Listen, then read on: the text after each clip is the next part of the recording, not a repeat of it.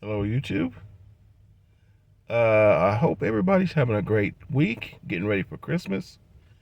Today, I decided to make a video on the 5 things that I do not like about my 2000 Mercury Grand Marquis.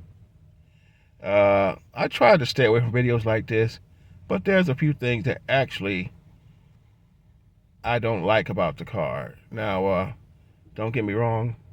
I love this platform. I love this car. This is my second Grand Marquis. My first one was a 2003 that I made into a Marauder clone. And we already know what happened to that car. It was totaled by a guy who didn't have insurance or driver's license. Long story short, I lost that car. I started building on this one. And there's things about this platform that I realized sucks. I worked my way around them, those little issues, but I'm just going to point out 5 things that I don't like about the Mercury Grand Marquis, starting with this.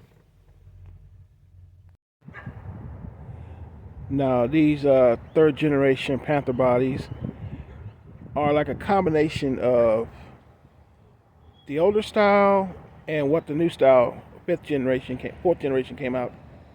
On this case, what I didn't like was the change in the tail lights.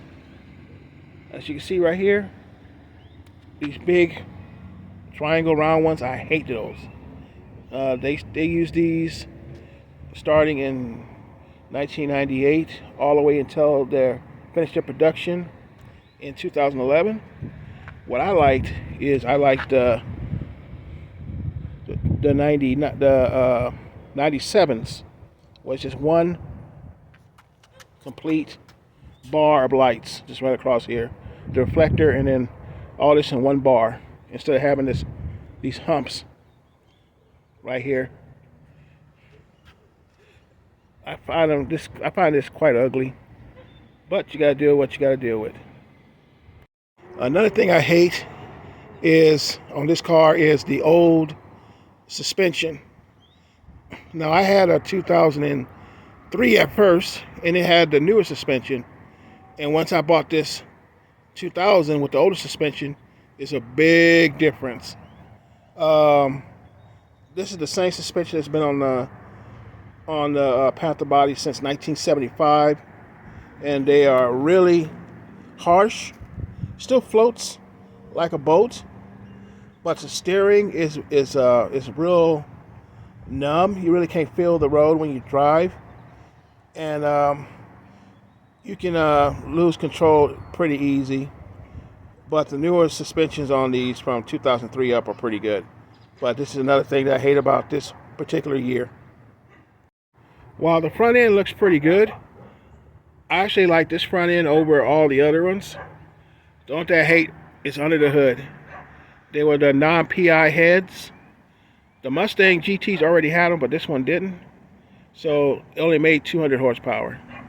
Luckily for me, I swapped it out for a 5.4. Another pet peeve I had with this generation is the stereo. You cannot put a full double din size stereo in it unless it's a non-CD playing one. The one I got, the 2003, it had enough clearance where I could put a CD player din size up in it. This one you have to stick with just a regular size CD player with a installation kit. A little small thing, but I actually liked the 2003 because of that. And last but not least, the rear wheel wells on my 2003, they were trimmed under the lip so you can have larger, wider wheels, because that was the same year they made the Marauder, and they were on the same assembly line, and they used a bigger and wider wheel. So instead of just having a specific wheel well for the Marquis and one for the Marauder, they just had both of them with trimmed wheel wells. This one doesn't have it. So when I put the wider wheels on it, I had to cut the lip on the inside to clearance. The same thing over here. I had to cut the inner lip so the tires wouldn't rub. Just a little pain in the ass thing to do, but I didn't have that issue when I had the 2003.